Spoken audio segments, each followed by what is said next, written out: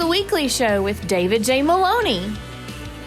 This week, David chats with renowned film and television star Ruta Lee. And now, here's your host, David J. Maloney. Welcome, everyone, to the Weekly Show. I'm your host, David J. Maloney. On tonight's show, we've got the next part of our interview with actress Ruta Lee. Ruta is one of the few people you'll ever meet who has more than one star on the various walks of fame in Hollywood. And she's worked or rubbed shoulders with some of the biggest and brightest stars to have ever graced the screen. From Fred Astaire and Audrey Hepburn to Burt Reynolds to Lucille Ball, Frank Sinatra, and the entire Rat Pack, just to name a few. There's really no end to the stories she's lived through in Hollywood. Back again with us again after the break to chat more about her career and incredible life is actress Ruta Lee. So don't go anywhere. We'll be right back.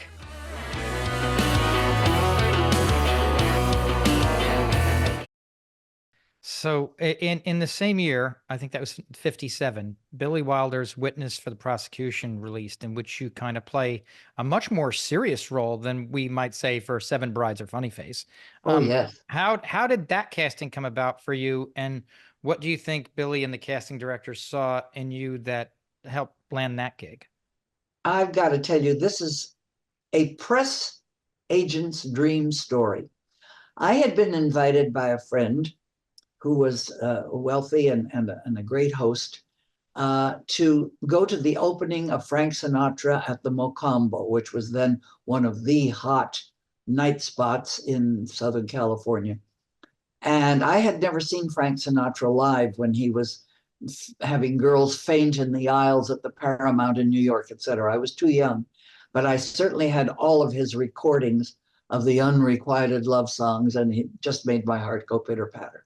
So I went to see him, and our table was directly under Frank's little dais that he was standing on, because the orchestra filled the entire stage. Nightclub stages are not huge, and filled the entire stage. And he was on this tiny podium, and I was looking up at him the whole time, obviously with my mouth hanging open. And a note came to our host and said, would he bring Miss Lee around to meet him, because he was almost behind Frank Sinatra. We were so filled that his podium had him out a little bit, and he was a little further back. And I went back with my host, and he said, hello, my name is Arthur Hornblow Jr. This is my wife, and I am producing a picture called Witness for the Prosecution. And I have just given you, young lady, a very unique screen test. I watched you watch Frank Sinatra, and I think that you would be a very good love interest for Tyrone Power in my movie. Would you come in tomorrow and meet with Billy Wilder? And I thought, my God, would today be too soon? This was just too amazing. And so I went in, they put me on film and took a few pictures and had me say, hello, how are you? And that's it. And that night they looked at the rushes, and I got the job, except I also became a brunette, because Marlene Dietrich said, Nick Nine, forget it. She is blonde like me. And I became a brunette overnight, and fade out, fade in. I came into the movie. I had the best time of my life, and I became very best friends with Charles Laughton and his wonderful wife, Elsa Lanchester, and it was a fabulous experience for me. Now, a year or two later, as you all probably know, Frank Sinatra loved nothing more than having dinner at his home, a big Italian dinner, and to screen a new movie. And what's the movie they're screening that night at his home? But Witness for the Prosecution.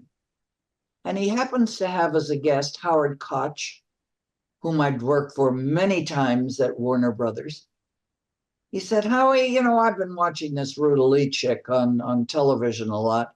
What do you say we put her in one of our upcoming films? And that's how I got to be the leading lady to Frank Sinatra, Dean Martin, Sammy Davis, Peter Lawford, the Crosby Boys. everybody, it seemed like, in the world, and became one of the Rat Pack in Sergeants 3. Is that a story or a story? And he never knew that I got the job in witness for the prosecution because of my love for him. I mean, it's just I can't even imagine what it must have been like to get the call for a film like Sergeants 3 with the entire Rat Pack in it. I mean, that's just such a cool story. And what an amazing experience. We were on location in Kanab, Utah, and Frank, being Frank, did everything with airplanes. He had a fleet of planes available. And I mean, Kanab is the most beautiful state physically because of all of the canyons and the mountains. And I went to work every day in a helicopter. When 1 minute I'd be chasing jackrabbits across an open field, and then up into an eagle's eyrie, and down into a canyon. And oh my God, what an experience it was. And just knowing Frank Sinatra and having him as a friend was a beautiful experience. He was probably one of the most loving, generous men I've ever known.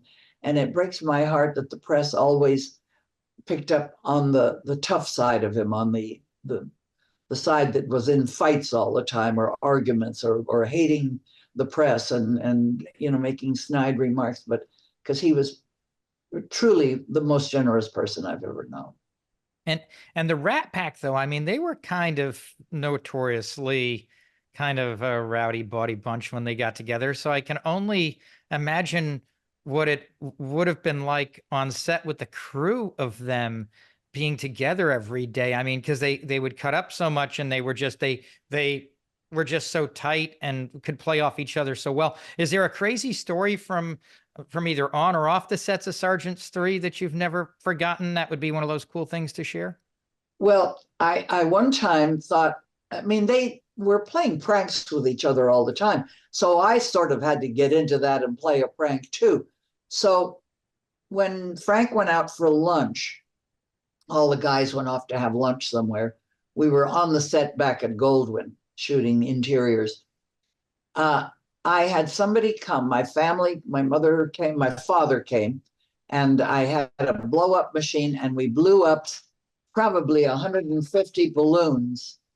And I stuffed them all into Frank's dressing room so that he couldn't get in to his dressing room. It would be a surprise, which was a great laugh and great fun until the balloons started popping in the middle of takes. Now there are 150 balloons piled in there. Somebody had to go in and pop them all. And I thought, oh, geez, I have just cost the studio, I don't know how many thousands of dollars to have to cut tape or cut film. And yeah. Frank, of course, would do one take, two, that was it. He would rehearse and say to the crew, I don't care if it takes you 3 days to set up the shot. Don't tell me when I come into the shot that the floor creaked or a light fell or whatever, Yeah, I'm doing it once, twice. And look what I cost. Oh, boy. That was something that I was never sure that anybody was going to forgive me for. But it was a great laugh when he opened the door. Is it true, Frank and the boys kind of treated you like a sister, and that they'd kind of shuttle you out of things if things Unfortunately, yes. so you missed the craziest parts of the party. If I had had an affair with one or all of those guys, just think of the books I could have written instead of the one that I have. Or along with the ones that I have. Speaking of book, I think this is kind of fun because Frank would have loved the title, which is Consider Your Ass Kissed. And it happens to be an expression that I have used forever in the way of thanking anybody that has given me money for my charity, the Thalians, which Debbie Reynolds and I were the head mamas of.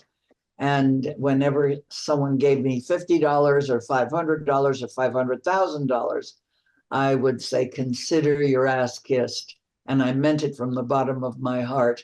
And my dear friend, who is George Pinocchio, who is the red carpet man for ABC television, said, if you ever get this book written, Ruta, that you've been writing now for 5 years, you have to use that as a title. So I took his advice and said, that's it. And you know, Dave, there are some people, especially down south, and you cover a lot of that territory, who kind of go, oh, that's such a rude word. And I thought, you know, hold on a second. In the Bible, it says that Jesus rode into Jerusalem on his ass. Well, if he could do that, I can kiss an ass. And therefore, there we are. And that's the title of my book. Well, and I think when you come from a certain, age of Hollywood, and and with all the luminaries you've worked with, I think you've earned the right to say pretty much whatever you want. Well, I mean it with love and appreciation. So in the midst of all the success you've achieved through the years and all the people you befriended and knew, you mentioned you formed this special bond with Debbie Reynolds.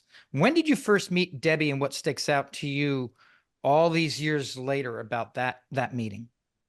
I had already joined the Thalians, which had been founded by a group of young people that got tired of being called hard drinking, pot smoking asses that had nothing to contribute to society. And they said, let's get together and what the hell, we sing around the piano and carry on and do jokes. Let's put something together and put it on stage, sell a few tickets, and make money for worthwhile charity.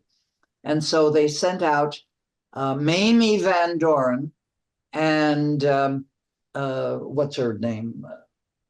The other one with the boobs. Jane Mansfield, God love her, as our ambassadors to find a good charity.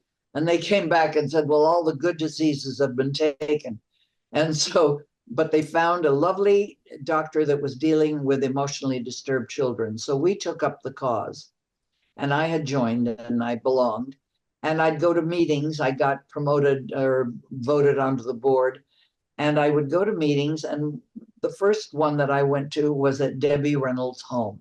And that was the first time that I met Debbie. And I thought, wow, what a super gal. Here was this superstar young woman that was raising a family, that had lived through this rotten divorce and world notoriety with Eddie Fisher, and was now married to Harry Carl, the shoe magnate, and still had time to put us all into to have a little dinner and meet for a very worthwhile charity. And I learned a lot from Debbie, and she watched me. She kept her eye on me, and one day said, you know, to hell with going outside of ourselves for a new president. Let's make Ruta president. And I got voted into the presidency, which is a place that she and I switched roles for, God, 40 years, I think, either president or chairman of the board. And I'm still chairman of the board emeritus now. And we just honored Gary Sinise, this marvelous man. And I'm just so sorry to say that he lost his 22-year-old son to a rare illness. And what a fine man he is. He's done so much for our American vets. And our charity has now gone from mental health Hollywood and made it mental health for our returning veterans. And we joined a group at UCLA called Operation Mend. They heal the broken, fractured bodies of our returning veterans. And we Thalians deal with the broken and fractured mind and spirit.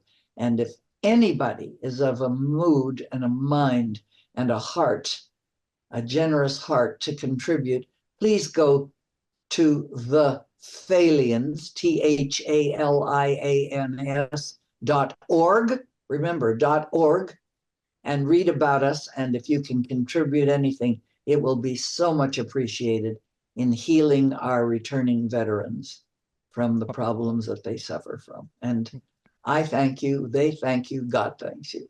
Well, we'll put that on the screen for people to be able to upload and see.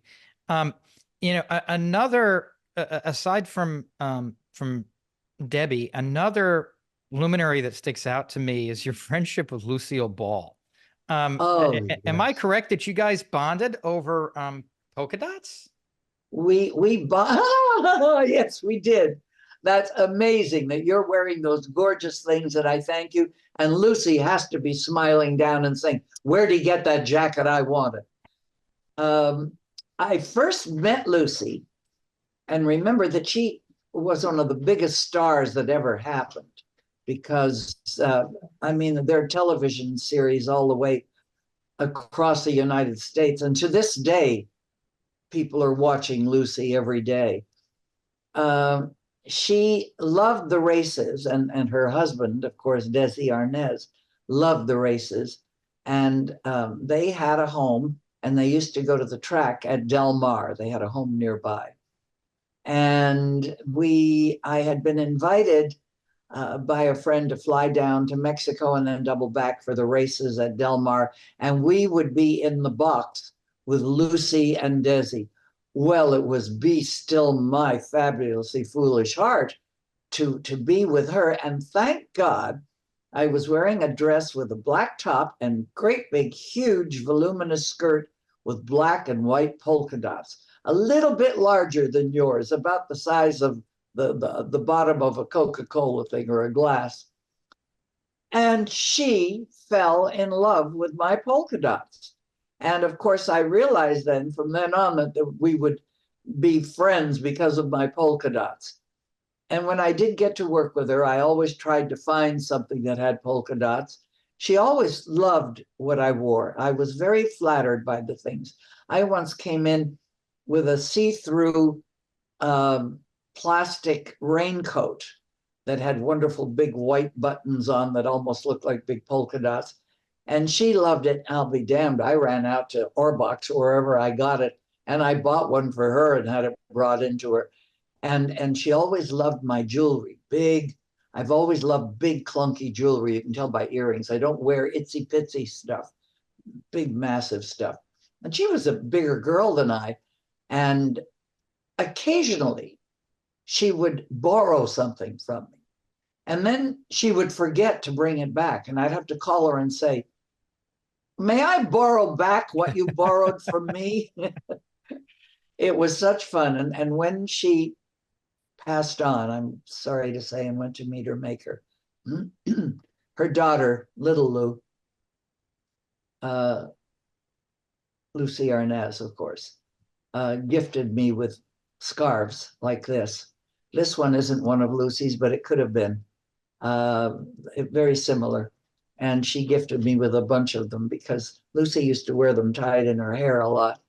And I did too. And they're precious to me. And they're a lovely gift that remind me of her all the time. That's just so wonderful. Before I want to talk about your book, I want to talk about your show. But before that, I did just want to ask you a couple of questions about TV, because we kind of skipped over that a little bit. In the midst of all these films we've discussed so far, I mean, you were hard at work on some of the greatest Western genre TV shows and movies of all time. And we're talking like Gunsmoke, Maverick, Stagecoach West, Rawhide. The list like just goes on and on and on. What was it like working in and around kind of that Western genre in Hollywood at that time? Was it kind of a tight, like knit sub community within Hollywood, or something else entirely?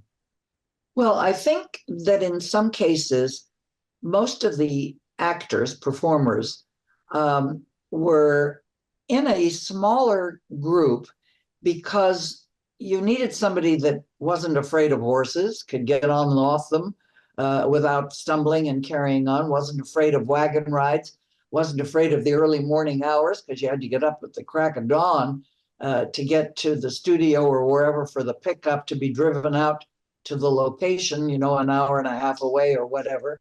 But it was a great group, and we got to work a lot with the same people. However, the people that I really admired, David, were the Wranglers. They taught me so much. They taught me to handle guns easily and not be afraid of them. They taught me how to shoot. They taught me how to aim. They taught me how to fire well. They taught me how to ride a horse and hang onto the reins. And I mean, they didn't take me out and do lessons. They just said, little Missy, when next time you do that, And if you want to get off gracefully, why don't you bring the horse to a halt near a step where you can get off easily? Because I was little, I'm only 5'3", and the horses were usually enormous. They looked like elephants. And, oh, by the way, I rode an elephant. I rode one, and Lucy rode another one for the Thalians for the opening of the circus here in town. Let me tell you, riding an elephant in skinny tights and straddling an elephant's head is not the most comfortable spot in the world. Anyway, the fabulous wranglers were wonderful to me, and I loved them. And they were usually the same group, kind of turned up all the time on the different shoots. But then working with the stars on those shows were fabulous. Wow, you mentioned Rawhide. And when I stop and think of Clint Eastwood, became my long-term friend. Dave, it took me, friendship or no friendship, it took me 20 years to get Clint to be our honoree for the Thalians. He was very reticent about being that kind of a star. He kind of is laid back and a little bit shy about being boy wonder, the star of something. But he was gracious and wonderful. But that SOB hasn't hired me for a movie. I think I better remind him of our friendship. His birthday is the day after mine. That's how I got him to be my honoree for the Thalians. I called him and said, would you give me a birthday present? My birthday is May 30th. And he said, you give me a birthday present on May 31st. Tell me I don't have to come. Oh, geez. That's our show for tonight. Thank you so much for watching, and a special thanks to actress Ruta Lee for joining us. Ruta will be back again next week for the next part of our interview, so please tune back in. Stay safe, everyone.